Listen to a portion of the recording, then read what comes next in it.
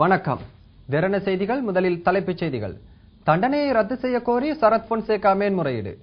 பொன்சேகாவின் வெற்றிடத்தை நிரப்ப லக்ஷ்மன் நிபுணராட்சி மறுப்பு.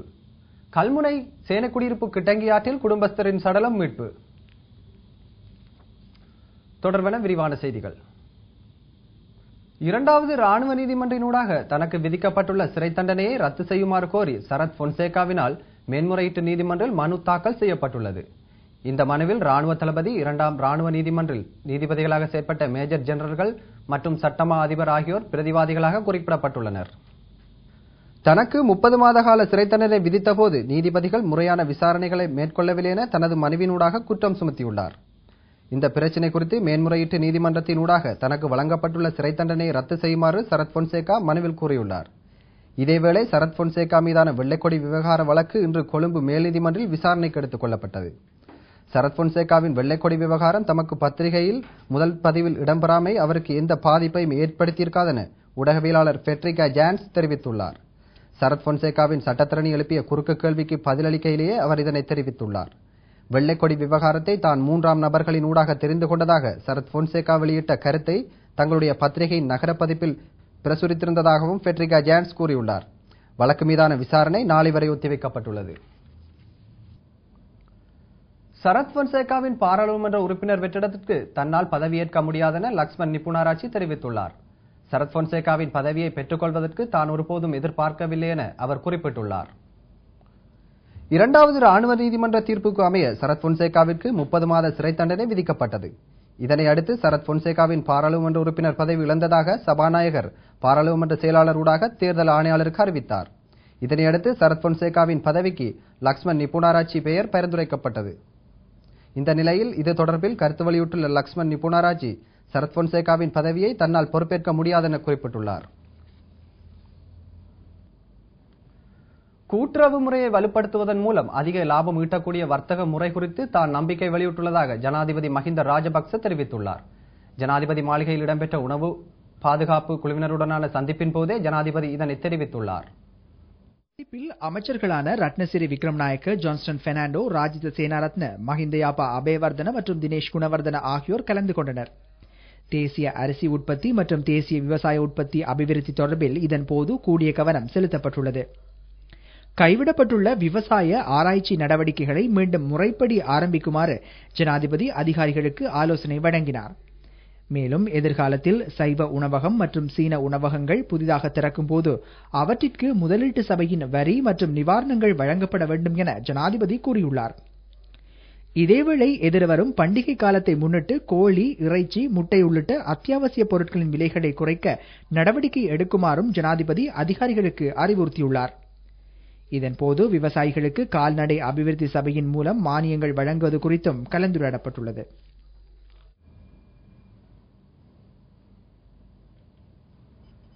இந்த நாட்டின் பொருளாதாரத்திற்கு சிறுதேயிலை உற்பத்தியாளர்களின் பங்கு மிகவும் முக்கியமானதாகும். எனினும் சிறுதோட்ட செய்கையாளர்கள் தற்போது பாரிய கஷ்டங்களுக்கு முகம் கொடுத்து வருகின்றனர். இது தொடர்பில் திறன தரும் விசேட தொகுப்பு அடுத்து. மாத்தறை, தெனியாய, அக்குரச பகுதிகளில் தமிழ் மக்கள் வசித்து வருவதுடன் சிறு தேயிலை உற்பத்தியிலும் ஈடுபட்டு வருகின்றனர். இந்த பிரதேச தேயிலை செய்கையாளர்களுக்கு குறைந்த விலையில் தேயிலை கன்றுகளை பெற்றுக் கொடுக்க அரசாங்கம் நடவடிக்கை எடுத்துள்ளதோடு உர மூடை ஒன்று 1000 ரூபாவிற்கும் விநியோகிக்கப்படுகின்றது. 5 வருடங்களாக உரமானியம் வழங்கப்பட்டு வருகின்ற போதிலும் இந்த உரங்களை இடுவதன் மூலம் தேயிலை வளர்ச்சியில் குறைவு காணப்படுவதாக சிறு தேயிலை உற்பத்தியாளர்கள் தெரிவிக்கின்றனர். இது தொடர்பில் தேயிலை உற்பத்தியாளர் சங்கத்தின் மாத்தறை கிளையுடன் நாங்கள் தொடர்பு கொண்டு வினவிய போது சிறு தேயிலை உரிமையாளர்களின் குற்றச்சாட்டை கிளையின் நிர்வாகி ஜி பந்துல ஏற்றுக்கொண்டார். இதற்கு காரணமாக முறையாக தேயிலை செடிகளும் உரங்களும் இடப்படாமையே காரணம் என அவர் சுட்டிக்காட்டினார். மண் வளம், காலநிலை என்பனவும் தேயிலை செடி வளர்ச்சியில் தாக்கத்தை செலுத்துவதாகவும் இதற்கு தீர்வு காண்பதற்கென பெருந்தோட்ட கைத்தொழில் அமைச்சர் மஹிந்த சமரசிங்கவின் ஆலோசனை தேயிலை ஆராய்ச்சி நிலையத்தினூடாக கிடைத்துள்ளது எனவும் அவர் குறிப்பிட்டார். இதன்படி தேயிலை ஆராய்ச்சி நிலையம் மற்றும் சிறு தேயிலை உற்பத்தி அதிகார சபையுடன் இணைந்து புதிய உர வகையொன்றை அறிமுகப்படுத்தி சிறு தேயிலை உற்பத்தியாளர்களுக்கு வழங்க நடவடிக்கை எடுக்க உள்ளதாக சிறு தேயிலை உற்பத்தியாளர் சங்கத்தின் மாத்தறை கடை நிர்வாகி ஜி பந்துல தெரிவித்தார். கல்முனை சேனைக்குடியிருப்பு கிட்டங்கியாற்றில் வைத்து குடும்பஸ்தர் ஒருவரின் சடலம் மீட்கப்பட்டுள்ளது. இந்த சடலம் இன்று காலை மீட்கப்பட்டதாக கல்முனை போலீசார் தெரிவித்துள்ளனர். அம்பாறை மாவட்டத்தின் கல்முனை போலீஸ் பிரிவுக்குட்பட்ட சேனைக்குடியிருப்பை சேர்ந்த குடும்பஸ்தர் ஒருவர் இன்று காலை அப்பகுதியில் உள்ள கிட்டங்கி ஆற்றில் இருந்து சடலமாக மீட்கப்பட்டுள்ளார். இன்று காலை 10 மணியளவில் 15ஆம் காலனியைச் சேர்ந்தவரும் சேனைக்குடியிருப்பில் வசிப்பவருமான கோவிந்தபிள்ளை குணசேகரம் என்ற 46 வயதுடைய நபரே சடலமாக மீட்கப்பட்டுள்ளதாக கல்முனை போலீசார் தெரிவித்துள்ளனர். 4 பிள்ளைகளின் தந்தையான இவர் நேற்றிரவு 15ஆம் காலனியிலிருந்து துவிச்சக்கர வண்டியில் வந்து கொண்டிருந்த போது கிட்டங்கி ஆற்றுக்கட்டில் தடுமாறி ஆற்றில் விழுந்துள்ளதாக போலீசார் தெரிவித்தனர். மதுபோதையில் குறித்த நபர் வந்தபோதே இந்த சம்பவம் இடம்பெற்றுள்ளதாகவும் போலீசார் தெரிவித்தனர். மீட்கப்பட்ட சடலம் கல்முனை வடக்கு ஆதார வைத்தியசாலைக்கு கொண்டு செல்லப்பட்டுள்ளது. மத்திய மாகாண சுகாதார அமைச்சர் சுனில் அமரதுங்க நேற்று பொகவந்தலாவை மாவட்ட வைத்தியசாலைக்கு விஜயம் செய்துள்ளார். இலங்கை தொழிலாளர் காங்கிரசின் உதவி செயலாளர் கணபதி கனகராஜின் அழைப்பின் பேரிலேயே அவர் அங்கு சென்றுள்ளார்.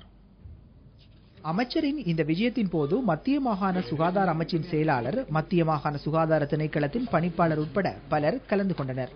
44 தோட்டங்களை உள்ளடக்கிய பொகவந்தலாவ மாவட்ட வைத்தியசாலையின் மூலமாக பொகவந்தலாவையைச் சேர்ந்த சுமார் 60,000க்கும் மேற்பட்டவர்கள் தமது சுகாதார வைத்திய சேவைகளை நிறைவேற்றிக் கொள்கின்றனர்.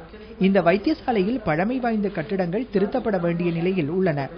அத்துடன் மேலும் பல குறைபாடுகள் காணப்படுகின்றன. இந்த குறைபாடுகளை அவதானித்த மத்திய மாகாண சுகாதார அமைச்சர் 2011ஆம் ஆண்டு மத்திய மாகாண வைத்தியசாலைகள் பலவற்றை அபிவிருத்தி செய்ய தீர்மானித்துள்ளதாக குறிப்பிட்டார். மேலும் பொகவந்தலாவ வைத்தியசாலையில் காணப்படும் குறைபாடுகளை ஆராய்ந்து அறிக்கையை சமர்ப்பிக்குமாறு மத்திய மாகாண சுகாதார அமைச்சின் செயலாளருக்கும் மத்திய மாகாண சுகாதார திணைக்கள இயக்குநருக்கும் உத்தரவிடப்பட்டுள்ளது.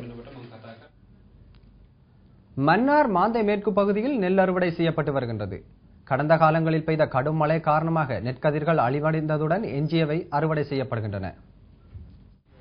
மன்னாரில் அண்மையில் பெய்த கடும் மழையினால் மாந்தை மேற்கின் மீள்குடியேற்ற பகுதிகளில் விவசாய நடவடிக்கைகள் பாதிக்கப்பட்டுள்ளன. இதன்போது நெற்கதிர்கள் அழிவடைந்து எஞ்சியவற்றை களஞ்சியப்படுத்தும் நடவடிக்கைகளை மக்கள் தற்போது ஆரம்பித்துள்ளனர்.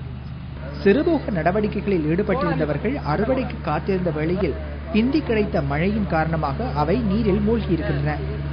மாந்தை மேற்கில் மீள குடியேறியிருக்கும் மக்கள் தமது விவசாயத்தினை மேற்கொண்டுள்ள நிலையில் காலம் கடந்து பெய்திருக்கும் மழையினால் தமது சிறுபோக விவசாய அறுவடைகள் அழிவுற்றுள்ளதாக கவலை தெரிவிக்கின்றனர்.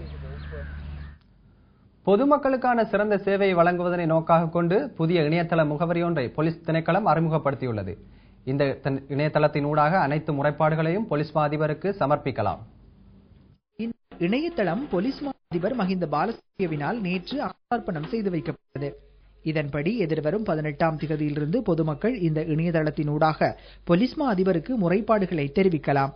இந்த முறைப்பாடுகள் தொடர்பில் ஆராய விசேட நிலையம் ஒன்று அமைக்க போலீஸ் திணைக்களம் தீர்மானித்துள்ளது. முறைப்பாடுகள் செய்ததன் பின்னர் அந்த நேரமே முறைப்பாடு பதிவு செய்யப்பட்டதாக அதனை அனுப்பியவருக்கு பதில் அனுப்பப்படும். முறைப்பாடுகள் தொடர்பில் பிரதேச பிரதி போலீஸ் மா அதிபர்களுக்கு அறிவிக்கப்பட்டு நடவடிக்கை எடுக்கப்பட உள்ளதுடன் எடுக்கப்பட்ட நடவடிக்கைகள் குறித்து முறைப்பாட்டாளர் மன திருப்தி அடையவில்லையாயின் மீண்டும் அவர் தனது முறைப்பாட்டை தபால் மூலம் போலீஸ் மா அதிபருக்கு அனுப்பி வைக்கலாம். மேலும் இந்த இணையதளத்தின் ஊடாக வெளிநாட்டு சுற்றுலா பயணிகளுக்கும் முறைப்பாடுகளை பதிவு செய்ய முடியும் என்பது குறிப்பிடத்தக்கது. பெரிய கல்லாறு உதயபுரம் ஸ்ரீ வடபத்ரகாளியம்மன் ஆலயத்தின் தீமிதிப்பு உற்சவம் வெகு விமர்சையாக இடம்பெற்றது. மட்டக்களப்பு பெரிய கல்லாறு சக்தி விழா கடந்த சனிக்கிழமை ஆரம்பமானது. மட்டக்களப்பு மாவட்டத்தின் வரலாற்று புகழ்மிக்க சக்தி தலங்களில் ஒன்றான பெரிய கல்லாறு உதயபுரம் ஸ்ரீ வடபத்ரகாளியம்மன் ஆலயத்தின் வருடாந்த சக்தி விழா நேற்று தீமிதிப்புடன் நிறைவு பெற்றது. கடந்த சனிக்கிழமை கதவு திறத்தலுடன் ஆரம்பமான சக்தி விழாவானது 5 தினங்கள் வெகு சிறப்பாக இடம்பெற்றது. கடந்த செவ்வாய்க்கிழமை நோட்பு கட்டுதல் மற்றும் கடல் குளிப்பு வைபவம் இடம்பெற்றதுடன் நேற்று காலை தீமிதிப்பு உற்சவம் வெகு சிறப்பாக இடம்பெற்றது. இந்த தீமிதிப்பு உற்சவத்தில் ஆயிரக்கணக்கான பக்தர்கள் கலந்து கொண்டனர். அத்துடன் நாடெங்கிலும் இருந்து பல்லாயிரக்கணக்கானோர் திருவிழாவை காண வருகை தந்து தமது நேர்த்திகளை செலுத்தியிருந்தமை குறிப்பிடத்தக்கது.